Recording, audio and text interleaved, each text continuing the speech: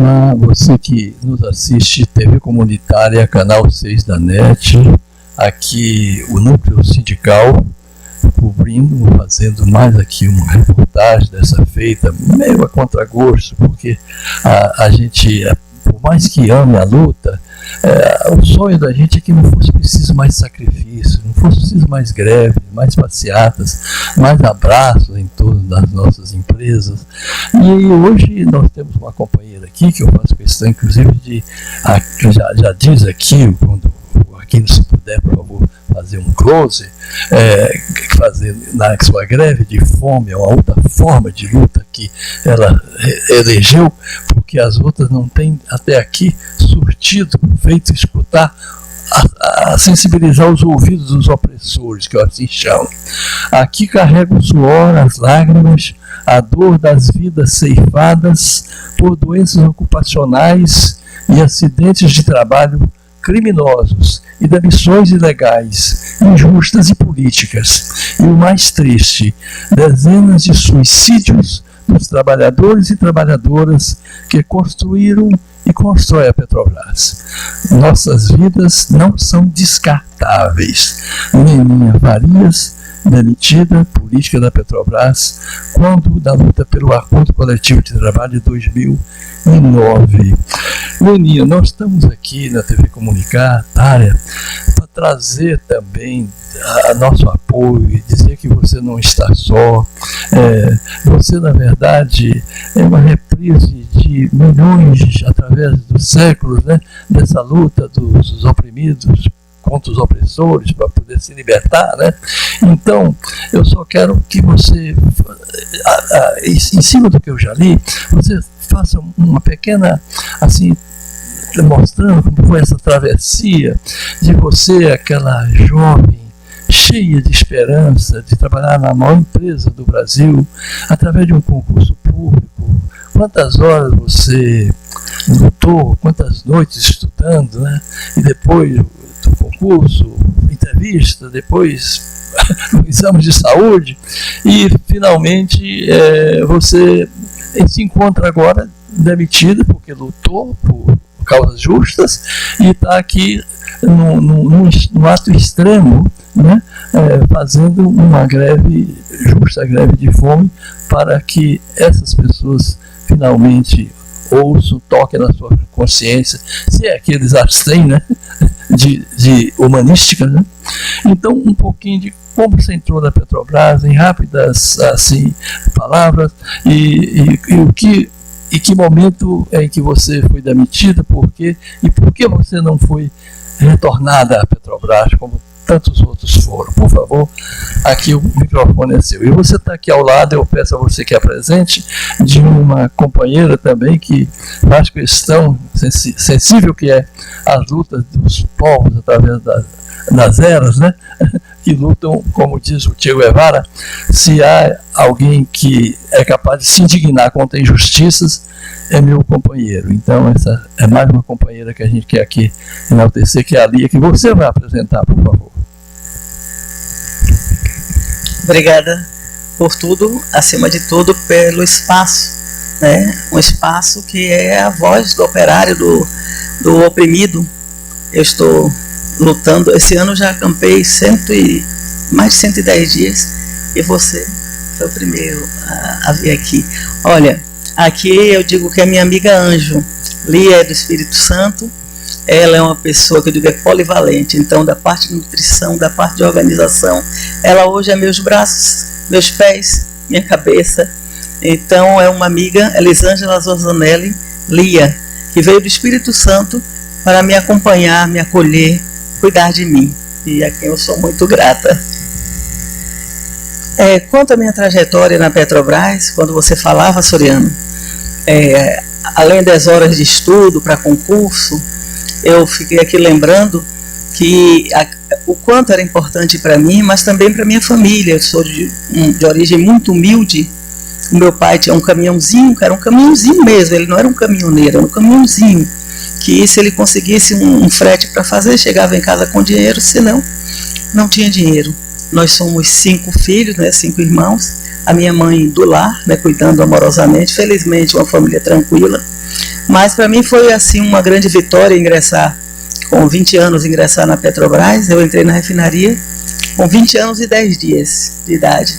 E diretamente para trabalhar de turno, num ambiente, não digo nem majoritário, totalmente masculino.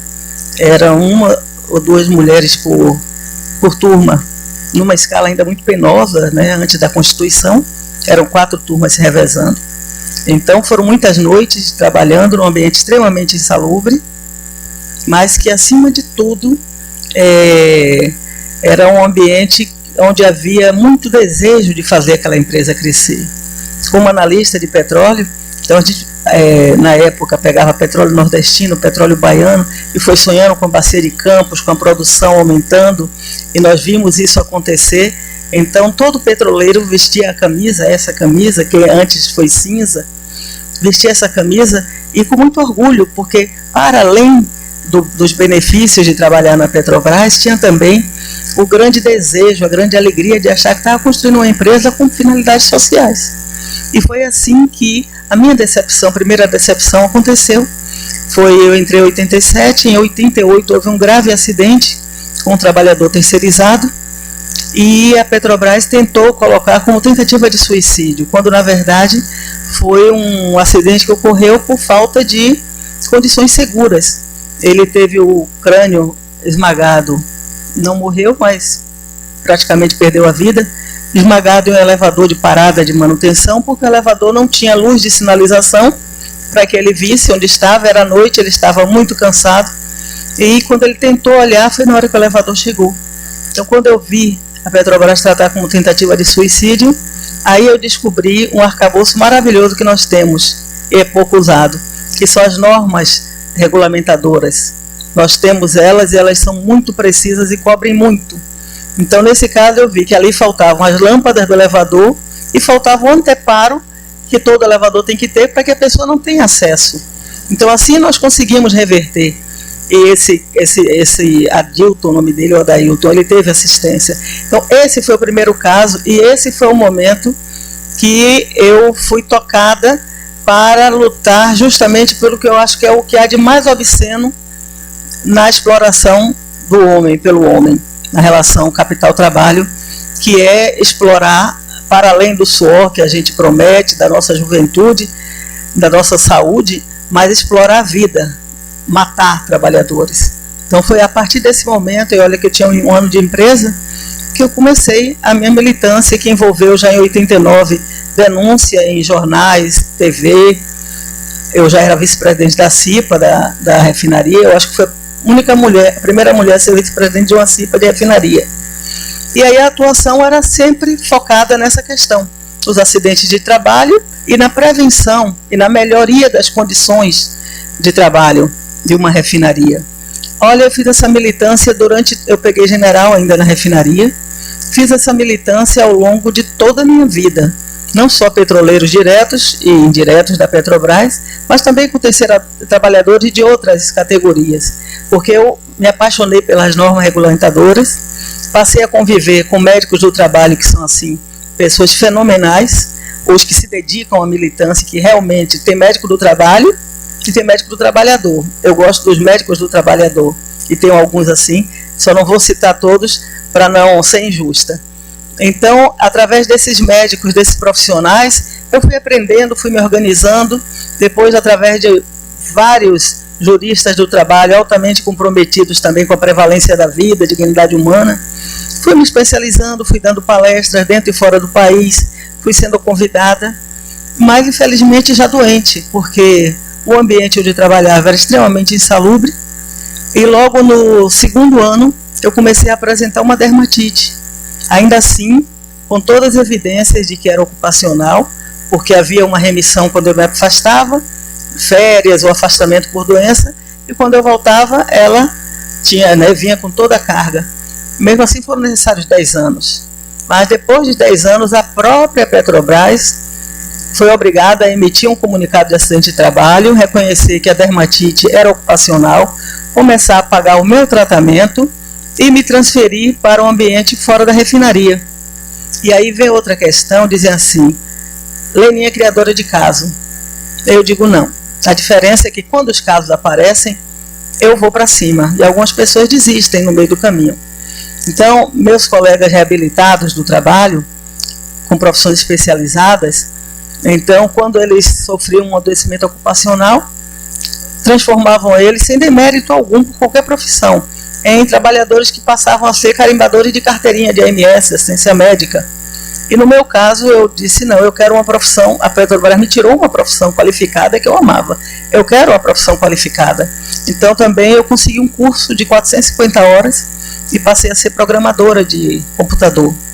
Aí já foi em outro setor, mas por motivo da continuidade do meu acompanhamento dos acidentes de trabalho, fundei uma associação, sou uma das fundadoras de uma associação que chamava AEPetro, que era uma associação para cuidar nacionalmente das vítimas de acidente de trabalho, e era um período que, acreditem, eu tenho os dados, a média de morte na Petrobras era de 2 homens mês, então 27 por ano, outro mês caía para 23, outro ano caía 23, então 2 operários, especialmente os terceirizados, mortos durante uma década aproximadamente. E eu passei a denunciar dentro e fora do país e dizer que não poderia ser tratado como fatalidade. Fatalidade é cair um avião em cima de uma refinaria e matar todo mundo. Mas manter uma média sistemática por causa de uma política que é criminosa, então isso não é fatalidade. Então foram essas denúncias que eu sempre fiz em todos os governos, que infelizmente em 2009, por retaliação, e aí eu digo, né, sem medo de errar, foi algo bem pessoal mesmo, porque quando, do início do governo, primeiro governo Lula, lá da Bahia, acho que foi de onde saiu o maior número de gerentes, e foram pessoas do meu círculo mais íntimo de amizade. Então eles foram, assumiram cargo, me ofereceram 2 cargos, eu declinei do convite, um especialmente porque eu disse claramente, eu não tenho competência técnica para isso. E no segundo eu deixei claro que eu não acreditava que ia haver possibilidade de fazer uma mudança na política de ICMS da Petrobras. Então, a perseguição veio de dentro de casa. Daí a primeira coisa que aconteceu foi em 2003 ainda, logo no primeiro ano, cortarem covardemente os meus medicamentos, que são eles os responsáveis por a minha tranquilidade. Eu digo a todo mundo, se faltar comida, eu fico triste, mas se faltar produto de pele, eu fico apavorada. Então, foram eles que cortaram. Eu batalhei junto, na época o meu sindicato, inclusive, me ajudou, tentando restabelecer isso. Batalhei 1 ano e meio. E aí, em outubro de 2005, no auge do desespero, eu me acorrentei pela primeira vez em um viaduto lá em Salvador, deu repercussão internacional, reivindicando isso, meu tratamento, os meus produtos de pele. Então, acho que tomaram isso ainda como algo mais grave e foram levando isso para o pessoal, quando, na verdade, eles estavam me atacando, eu estava me defendendo. Então, segui a minha militância, mudei de setor, fui trabalhar no que eu realmente gostaria, que é a parte de saúde, meio ambiente e segurança, já nas sondas. Tive uma relação de trabalho maravilhosa, inclusive meu primeiro gerente lá foi um ex-sindicalista que o senhor deve conhecer, que é o Davi Soares, aquele engenheiro altão, foi um dos fundadores da FUP.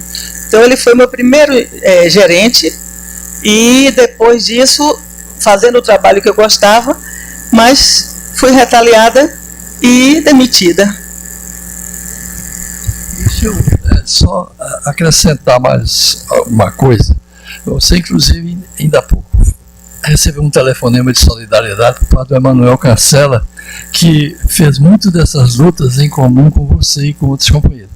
E presente também está aqui, que depois vai também dar uma frase aqui, em sua homenagem, em solidariedade à sua luta, que é a Fabiola, que está aqui também conosco nesse instante. Em que momento, assim, você, então, salta, né, de onde você estava a um despertar da trabalhadora para a luta, e você inclusive participa. A CIPA dá, inclusive, eu acho que eu tenho certeza que o telespectador sabe, dá imunidade. A pessoa não pode ser demitida sendo da CIPA, mas a companheira também era atuante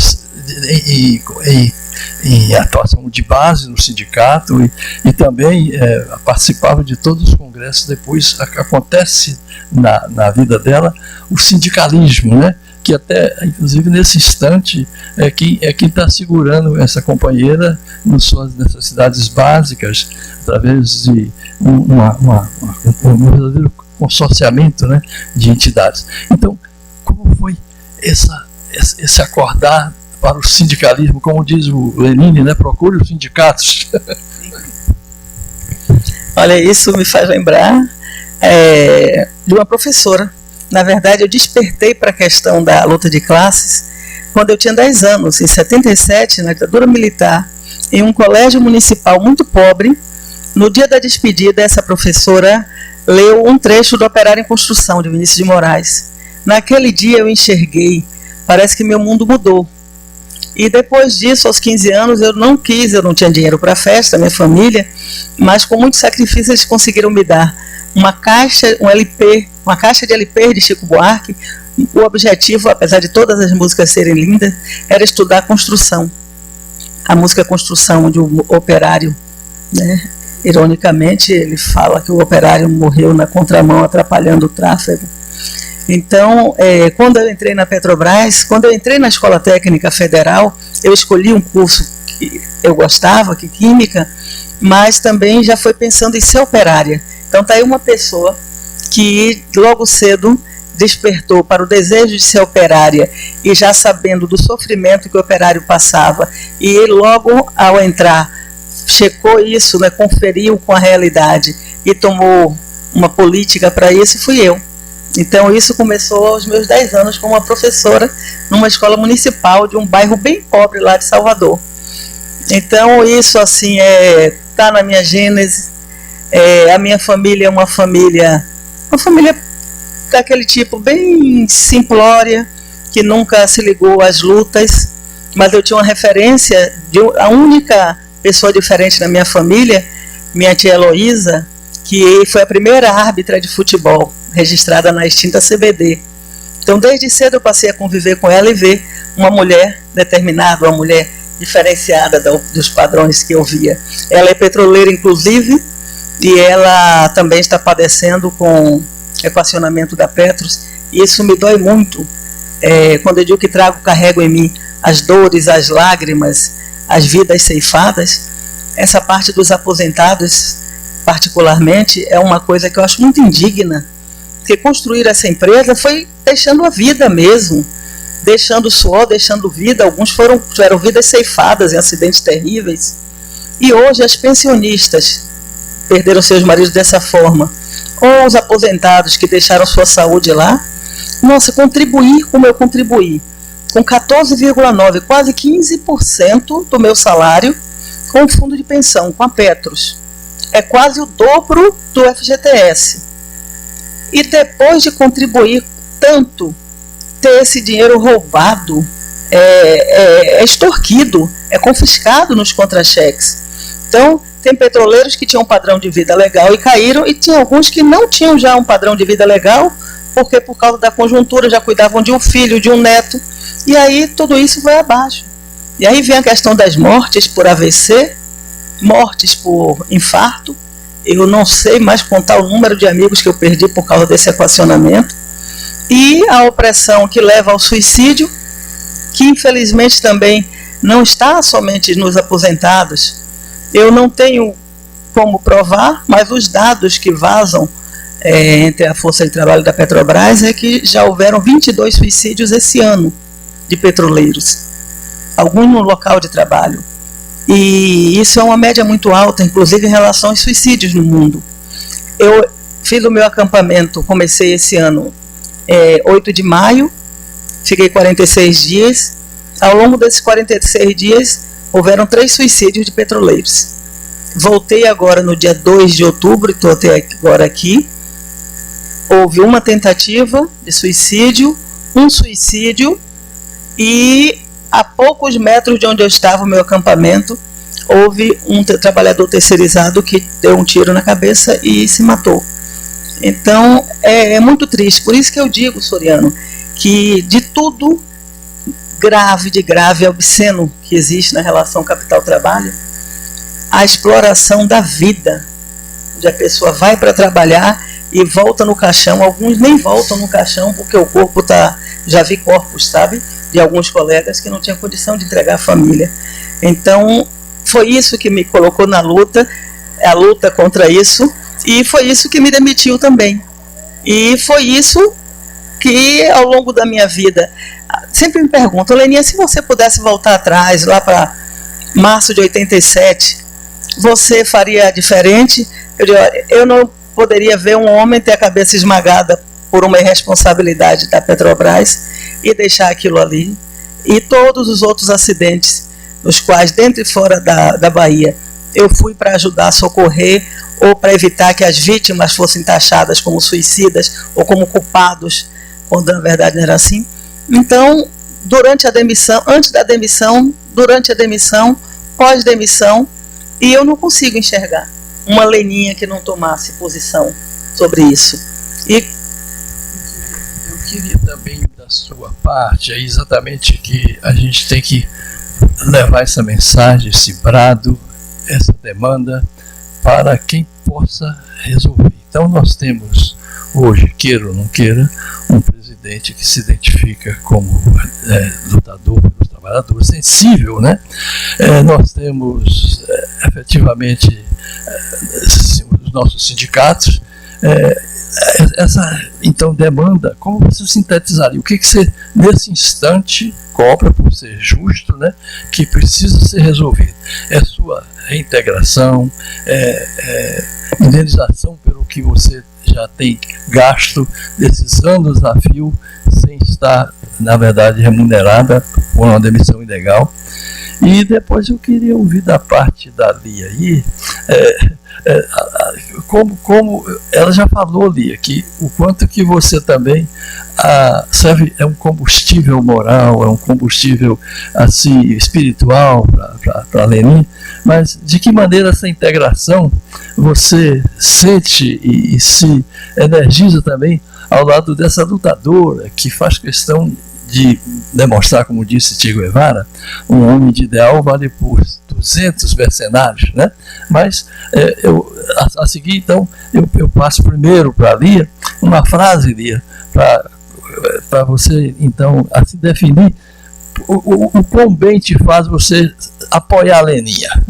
Né, para falar dessa mulher, essa grande mulher, que eu tenho prazer, é um prazer para mim estar perto, estar acompanhando esse momento, e o quanto me dá força também na minha luta diária por tratamento, por um salário, por uma aposentadoria ou um auxílio. Ela tem sido a minha força, eu não vim passear, ela me resgatou com carinho, me recebeu, me dando amor, e eu para ela, e a gente tá junta a todo tempo, 24 horas por dia, e ela me alimenta com a força dela, e eu, em troca, me dou à disposição, carinho e atenção, que é uma luta tão importante, né, só dela, de todos, minha, de todas as pessoas, da Fabíola, de todos os seres humanos, toda pessoa que luta por justiça. E eu sou grata. O que eu tenho que fazer, sou grata por estar aprendendo a cada dia mais com todos vocês. Eu pediria a presença da companheira Fabíola para também dar aqui uma frase, ditar uma frase. Por que não? Um eco libertário. Por favor, Fabíola. Bom, a Leninha já é uma velha companheira de lutas, né? Faz tempo. Eu conheço Leninha faz tempo mesmo. E sempre me identifiquei com a Leninha nas lutas. Tanto é que ela colocou esses dias numa visita anterior, né? Eu fiz a Leninha, que essa já é a terceira visita aqui nesse local, né? O seguinte, nós somos almas gêmeas na luta. Ela que colocou isso. Fabíola, eu sinto você como uma alma gêmea na luta. Essa coisa desbragada de se entregar de coração na luta. E eu disse até para ela, você deveria ser uma anarquista como eu. Aí ela disse, pois eu queria que você estivesse no meu partido. Eu falei assim, isso aí é uma barreira intransponível, porque meu coração é ácrata. Meu coração é ácrata. É libertário, eu sou uma socialista libertária. Eu não me sinto com amarras, a não ser o farol que eu tenho grande à minha frente, que é o farol libertário da justiça, da ética e do grande coração que a gente tem que ter, um coração humanista. Aliás, eu gosto muito do meu amigo Soriano por esse grande coração humanista, sabe? E eu gosto de estar com pessoas que prezam a natureza, a vida. A gente não vai para uma empresa para morrer, a gente vai para trabalhar. Uma vez eu tinha uma camiseta que eu gostei muito, eu não vim aqui para morrer, eu vim para trabalhar. Aí tinha um caixão e com um corpo, com uma etiqueta, causa mortes, trabalho. O trabalho é fonte de vida e não fonte de morte. Eu fui fundadora da FUP também. Fui fundadora da FNP por conta da repactuação, que eu achei uma covardia muito grande. Eu até hoje sou uma não repactuada. Fui também uma criadora junto com o nosso companheiro Jorge Eduardo Nascimento, né? Não é isso o nome dele todo? O Jorginho, querido Jorginho. Junto com o Emanuel, a gente lutou no tempo da ditadura empresarial militar pra gente. Sou uma demitida política, que estou com uma anistia parcial ao arrepio da Lei 10.559/02. Ou seja, eu fui perseguida com duas criancinhas, minhas filhinhas, que eram bebês praticamente na mão. Eu sei o que é perseguição. Cheguei a ficar careca, caíram meus cabelos. E eu que tinha tantos cabelos, somatizei. Agora a Leninha, eu sinto a dor da Leninha, choro, né? Pela dor da Leninha. Também mãe de duas filhas, também a gente, né? Teve essa coisa aí linda. Como a Lia também é mãe de um casal, né, Lia? Nós somos mães. Então eu fui fundadora da FUP, fui fundadora da FNP, fui durante anos, né, militante de base, depois fui diretora do Sindipetro RJ a convite do Soriano e do Emanuel e do Munhoz, né, também. E militamos ali, e lá eu conheci grandes companheiros, o Antoni, o Igor, Eduardo Henrique, né, e outros, Antônio Martins, meu querido Antônio Martins, grande. Eu conheci também o Arthur.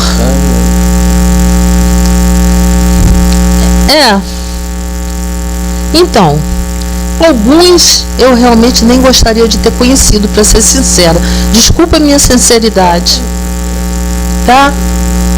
Alguns eu não gostaria de ter conhecido.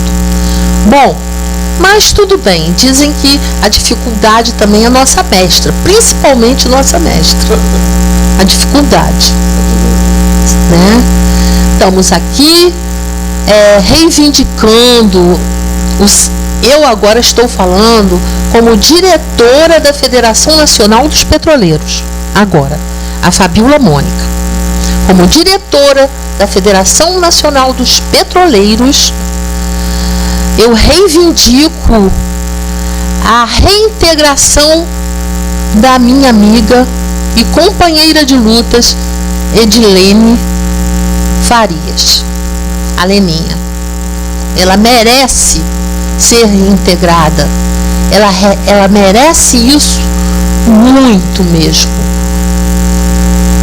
E eu fico bem emocionada. Nós do Sindipetro RJ estamos apoiando a Leninha desde o início. E isso é muito importante, a solidariedade da classe trabalhadora, porque a nossa luta, acima de tudo, deve ser classista. É isso. Obrigado, Fabiola. Muito bom. Olha, o tempo urge. Para assim finalizar, eu peço a Leninha que faça aqui então a sua a colocação final sobre o que nós precisamos para resolver essa injustiça de que ela padece já há muito tempo, né? O que precisa ser feito para de imediato a gente resolver. Olha, a demissão foi praticada de maneira ilegal, me foi ceifada, né? Eu fui ceifada de sobreviver minimamente com medicamentos que a Petrobras pagava, tratamentos para algumas doenças, investigação de outras doenças, eu tenho doenças graves. Então agora o que eu exijo da Petrobras é minha reintegração, como já foi feito, acordos nos autos, meu processo está na segunda instância, já teve um acordo, o acordo do camarada Spies, eu gosto de mencionar, porque foi muito digno. E é isso que eu gostaria de ter também, um acordo digno. Indenização, nada paga o sofrimento. Então eu abro mão dela. Se a Petrobras pagar o meu tratamento como ela pagava, os meus medicamentos, assumir a investigação e custeio de todas as minhas doenças e pagar todo e que foi tirado ao longo desses 14 anos, monetariamente. Tudo que foi tirado é o suficiente. E o que eu gostaria de deixar claro aqui, bem claro, que eu quero que isso simbolize para os trabalhadores que, mesmo doente, mesmo me arrastando, hoje são 20 dias de greve de fome, já deixei 12 quilos, já estou com problema, eu faço os exames, já estou com probleminha aparentando algo renal, algo de fígado, mas olha, a determinação de luta minha é tão grande que eu vou falar para vocês o que a Petrobras sempre soube. Eu não blefo e não minto. Tudo o que eu digo que eu vou fazer, eu faço.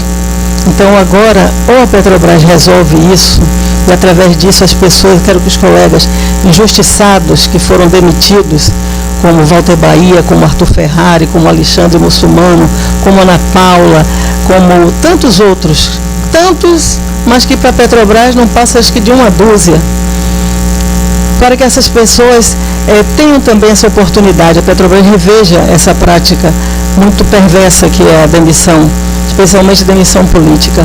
Então eu me despeço aqui agradecendo a você, Soriano, meu nobre camarada de muitos anos também, eu te admiro bastante.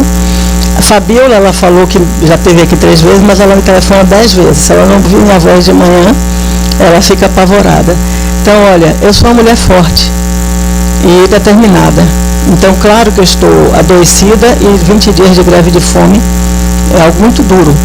Mas eu não vou desistir. Eu espero que a Petrobras, que recentemente sinalizou para a Federação Nacional dos Petroleiros, a FNP, que vai haver uma reunião para conversar sobre o assunto, eu espero que corra com isso, porque esse apartamento aqui, que são os trabalhadores que pagam, há 14 anos, eu tenho muito orgulho, 14 anos longe da empresa, mas sempre ao lado dos trabalhadores e sendo merecedora de quinzenalmente receber ajuda para os remédios e para minhas necessidades especiais. Esse apartamento aqui é até quarta-feira. Então, na quarta-feira, se a Petrobras não tiver ainda tomado alguma providência, eu vou voltar para o meu acampamento e, a exemplo do que aconteceu no segundo, tentaram me tirar com truculência, através de guarda, eu botei o guarda para correr de costa. Porque eu disse que a Petrobras agora de mim só tira sangue, não tira nem o fio do meu barraco, do meu acampamento. Então eu espero quarta-feira não precisar voltar, mas se precisar estarei. Porque eu sempre disse, amo viver, mas a morte me ronda por conta da falta de assistência. Mas eu sempre disse que eu não vou morrer escondido. Então se eu morrer vai ser ali na porta da Petrobras, para mostrar ao mundo o que uma grande empresa, uma gigante bilionária, que doa bilhões e centenas de bilhões aos acionistas que nunca cheiraram petróleo, faz com a força de trabalho.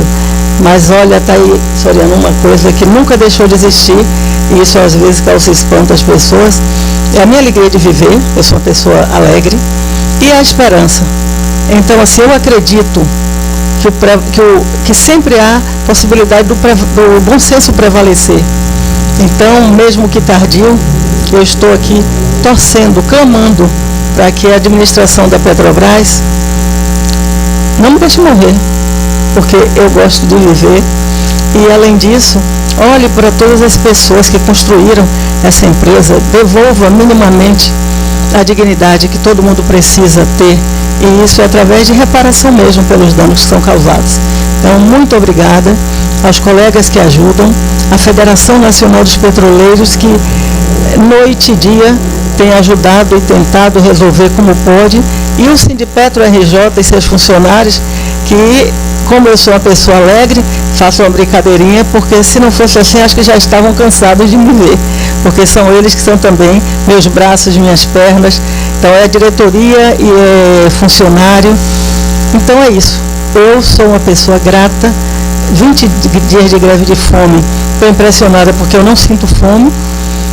Não posso deixar de dizer, eu bebo água, eu tomo isotônico, eu tomo um cafezinho, água de coco, e ontem eu comecei a tomar lima, espremer lima, diretamente por causa da acidez. Eu estou com a urina com acidez já grave.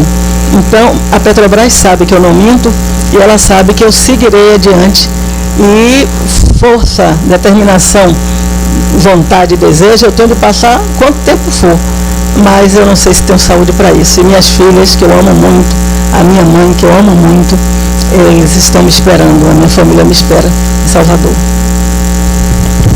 Maravilha, olha, vocês então ouviram aí uma história de luta, uma história também de sacrifício. Ela faz questão de dizer de dor, mas também de justo orgulho pelas causas que ela abraça e pela solidariedade que ela também expressa a seus companheiros que também na situação dela até hoje não foram assim, justiçados no sentido de corrigir aquilo que as ditaduras, e a ditadura não é só aquela da baioneta, não, a ditadura também essa estrutura massacrante que é o capitalismo. Queria só falar um versinho do Operário em Construção para você que está aí, dá uma lida, vale a pena, de Vinícius de Moraes. Era ele quem erguia casas, antes só havia chão. Qual um pássaro sem asas, ele subia com as casas que ele brotava da mão, mas tudo desconhecia da sua triste missão. E vai por aí afora, belíssimo, vale a pena, viu? Muito obrigado, mais uma cobertura aqui do Núcleo Sindical, atuou na Câmara aqui, o meu camarada Aquino, também jornalista, e tudo de bom para vocês que nos assistiram. Vale a pena lutar. Quem faz a lei é a luta, essa que é a verdade. Emanuel Cancela. Olha, meu camarada, no dia da minha demissão nós estávamos juntos. Nós tínhamos feito um protesto, eu tinha me acorrentado. Lembro, eu estava denunciando que a Petrobras queria que eu utilizasse a nossa AMS, o nosso plano de saúde, para pagar uma cirurgia que era referente à investigação de doença ocupacional. Então eu lembro, tem fotos, era o Sindipetro RJ e a AEPetro. Lembra aquela entidade que eu criei para cuidar de doenças ocupacionais? Lembro. Pois é. Além mais que isso. Você esteve comigo junto numa ocupação num prédio que eu não me lembro qual era o prédio. Acho que foi o Edice mesmo. Isso, nós ocupamos. Nós ocupamos o RH. Sim. Passamos mais de 10 dias lá dentro. Isso. Tava eu, você. Munhoz, eu, você, Munhoz, Clarkson, Agnelson, Tânia, Roberto Ribeiro. Fizemos até um varal das nossas roupas com eles pediram para tirar, a gente não tirou. Isso. Das nossas roupas. Exatamente. Eles acham que a gente ia secar a roupa como? E nós passamos ali numa sala. Quantos dias? Nós passamos, foi final de novembro, início de dezembro de 2007. Ali nossa reivindicação era já contra a discriminação aos aposentados por causa da prática de níveis, era contra a quarta rodada de leilão, que inclusive aquela deputada federal do Paraná, Clay Ribeiro, ela conseguiu, trabalhando por escritórios aqui do Castanha Maia, do saudoso Castanha Maia. Então ali nossa reivindicação principal era essa, e a minha era, como sempre, a questão da saúde do trabalhador. Então ali naquele dia, nós inclusive, naquele período, nós falamos algo que eu nunca esqueço. Olha, 12 cabeças duras, numa sala fechada, por mais de 10 dias. Se a gente não brigar, nunca mais a gente vai brigar na vida. Sim, e de fato foi o que aconteceu. Foi isso aí. Agora, essa foi sempre a minha briga, eu acho. Aí eu com certeza devo dizer você, acho que os RHs do PT na Petrobras foram os melhores, na minha opinião. Mas eu acho que eles pecaram, por exemplo, nessa questão que era com os aposentados. O aposentado tem aumento diferenciado, o aposentado não recebe PLR. Sim. Eu acho até que poder não receber a PLR cheia, mas eu acho que tinha que receber proporcional. Como é que pode? Eu me aposentei em 2016, tá? Aí quando você tem uma PLR, não vai entrar um percentual do crescimento de 2016 que eu estava presente? Sim. Mas então eu acho que isso aí é errado. O aumento diferenciado, aquele sabor que dava o pessoal da ativa e não dava aposentado. Enfim, eu sempre briguei, fiz até peladão por causa disso. Eu lembro.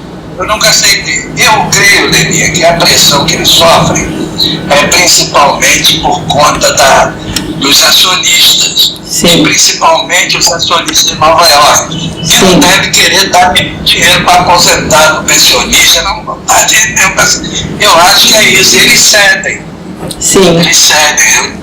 Várias conversas duras com o doutor Diego. Sim. E com aquela turma lá do RH, aquele baiano lá também, que era muito meu amigo. Diego era meu amigo, outro também. Falaram, rapaz, você não pode fazer isso. Aí eles se fecharam, não se abriram, né? Sim. Por trás. Eu presumo que seja isso, seja a pressão do acionista e principalmente do lá de Nova York.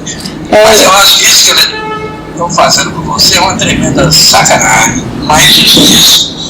Entendeu? Eu cito até Aureliano Chaves, que anistiou todo mundo, todos, inclusive Soriano, todos os petroleiros que voltaram em 79, a Aureliano falou, me dá a lista aí, botou todo mundo pra dentro. Sim. A Aureliano pode ter cometido algum pecado? Pode. Ali no meio, com certeza que tinha infiltrado, porque eles conseguiram uma carta dos sindicatos, né, como eles tivessem para dar luta. Teve gente ali que não participou de nada.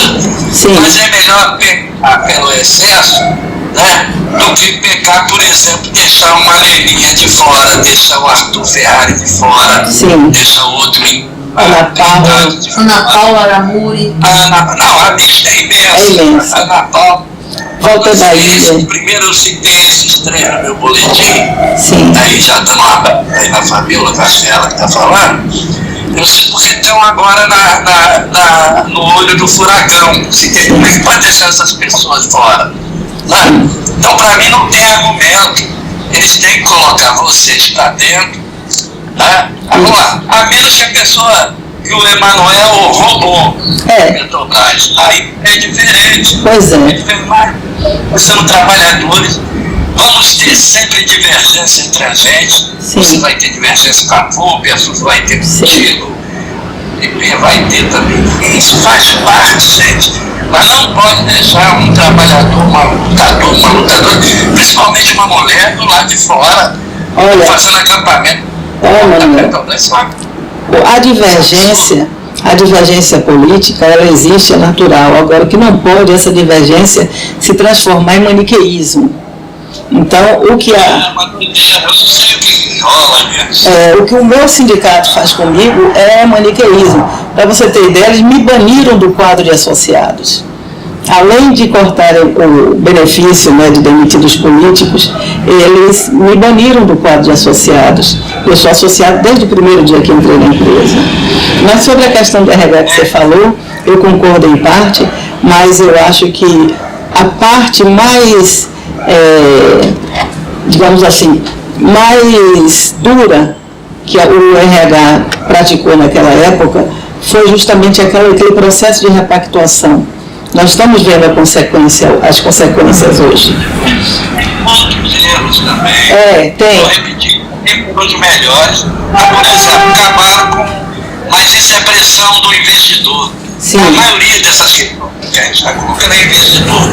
Acabou, não tem mais até hoje concurso para auxiliar. Sim. O plano de cargos foi terrível. É tudo terceirizado. Porra, eu não concordo com isso. SMS é uma das coisas assim que eu tinha alguma esperança aqui no governo, né, dos trabalhadores, que essa questão fosse tratada de uma forma mais digna, mas também eu fui demitida praticamente por isso, né, por conta da denúncia das questões de SMS que são muito graves, mortes, adoecimentos. Coisas, vou repetir, eles foram os melhores, mas não deixaram de cometer erros, né? Erros às vezes bobagem.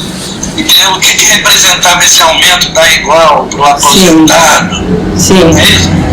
Estava, os governos, olha só, os governos do PT, de Lula e Dilma, foram que mais anistiou o pessoal da Intelbras, das todas as empresas que o Collor acabou, foram anistiados. Os governos do PT anistiaram os demitidos da reforma administrativa de Collor e Fernando Henrique. Isso é um fato. Greve de 94, 95. Fizeram isso por muita pressão. Sim. Que ocupou, eu lembro. Os garotos quase morreram ali embaixo, a gente estava no sétimo andar, não foi de graça não, foi muita luta. Então um governo que fez isso, reintegrou demitido do Collor, do Fernando Henrique, da Intelbras, da Petromisa, não sei mais da onde, cacete, vai pagar agora com a anemia, com meia dúzia, 10 salários, gente. Foram milhares que foram reintegrados. Se isso não é picuinha, o que é picuinha? Eu acho que é isso mesmo. Picuinha e maniqueísmo, sabe? Para eles, ou tá aliado totalmente fechado, não pode tecer crítica, e isso não faz parte da minha natureza. Totalmente alisado do processo. Alisado, mas justamente por causa disso que eu tenho opinião. Eu não abro mão da minha opinião. Eu leio seu blog. Eu sou disciplinado nas coisas que eu participo, mas eu não abro mão de ter a minha independência. Sim. Eu vou até certo ponto. Tá bom. Mas chega uma hora que eu falo, não, isso aqui não. Sim. Então, enfim, eu estou aqui torcendo por você. Eu acho que é uma picuinha. A gente tem que deixar claro isso aí nesse nosso vídeo, que é uma picuinha, inclusive de um governo que avançou tanto nesse campo da anistia.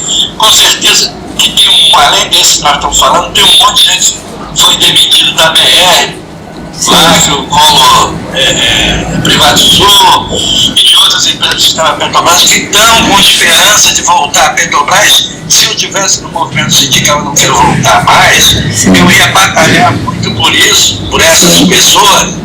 Alguns foram sacana, que votou até no Collor, mas outros não votaram, foram descartados lá, a BR. Está sem o plano de saúde, tiraram, e um monte de demitidos que foram para a rua. Então a gente tinha que estar se organizando para botar essa turma de volta. Como o governo do PT sempre fez. Aí agora a gente vai ficar discutindo. meia dúzia. E são vidas, são pessoas, é meia dúzia, mas é importante pra caramba. São pessoas que ajudaram na luta, a construir. Como é que a gente vai aceitar isso? Eu não aceito isso. Não, eu também nunca vou aceitar. Um trabalhador que fez concurso, deu o seu melhor na construção dessa empresa gigante. Pois é.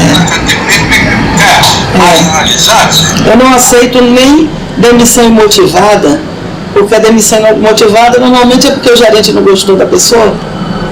Eu vejo alguns casos assim. Então acho que tudo isso tem que ser revisto. Eu só não vou defender nunca é quem roubou.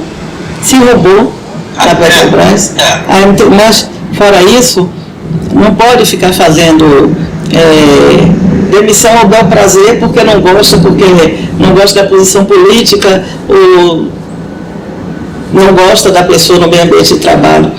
Isso nós haveremos de um dia comemorar com o passado. E eu espero que esse meu ato represente isso. Eu espero comemorar isso um dia, e se abraçar e chorar mesmo. Como ele disse que teve momentos de emoção entre a gente. Sim, muito. Dura, que a gente sofreu muita pressão naquela ocupação que ele fez, mas depois a gente comemorou. E espero, estou aqui torcendo para comemorar também o teu retorno à Petrobras. Tá bom. O Fabíola que está aí na comissão de anistia, abriu uma janela lá para o pessoal da BR, das empresas que foram privatizadas e vendidas, né? Para dar uma chance a essas pessoas, né? Que ela repega. A Fabíola é incansável, o pessoal da Petromisa, Enterprise, todos. E ela se empenha A luta da Fabíola, que a gente fez um barulho, tem um nome na Argentina, fizemos na casa de um diretor da Petrobras, fizemos um marco na porta. Escracho. De sua esposa. E pelo amor de Deus, não faça isso, meu marido, não sei quem, Fabíola tá junto. Isso virou um processo. E nós fomos julgados, para ser breve. Aí o juiz, em um determinado momento, falou: vamos fazer o seguinte, vocês vão prometer que nunca mais vão fazer isso, não vão mais falar o nome do diretor em boletim, na boca de ferro, e a gente encerra o processo aqui. Aí a Fabíola, Fabíola e Goiás. Aí a Fabíola disse: eu não vou fazer acordo, não. Eu não vou fazer acordo. Chamamos a Fabíola no canto. Fabíola, pelo amor de Deus, nós não vamos mais falar no nome, mas a gente pode mencionar a pessoa. Seu nome. Então essa é a Fabíola que eu já mando lá aqui. Um beijo, um abraço. E estou aqui torcendo. Tá bom, nós vamos comemorar sim.